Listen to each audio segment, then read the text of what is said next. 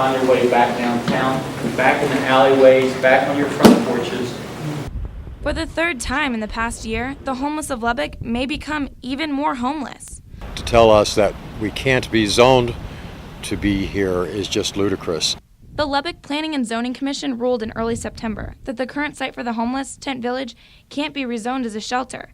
This decision caused Les Burris, the executive administrator of Link Ministries, to appeal to City Council. And it's everything that we've talked about for the last year, and now it's in jeopardy. Link Ministries heads the Church Coalition for the Homeless, comprised of over 10 Lubbock churches trying to keep Tent Village right where it is. That coalition met at St. Elizabeth's Church last week to build support for the upcoming City Council meeting. City Councilman Todd Klein was also there. I think the onus for the City Council is to step out of the way, be supportive, and not an impediment. Klein was at the meeting to show support for the private sector to take on this challenge.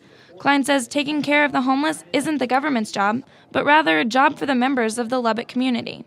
In next week's meeting, the City Council could decide to do one of three things. They could shut down Tent Village, causing dozens of homeless people to find a new place to keep warm this winter.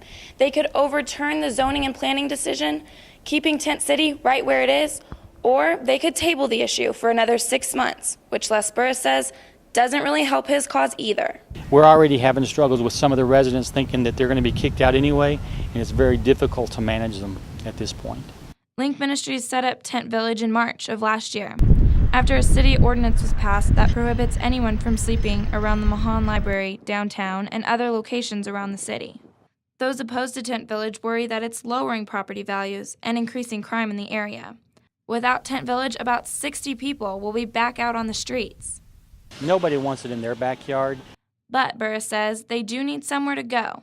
For MCTV, I'm Olivia Dickinson.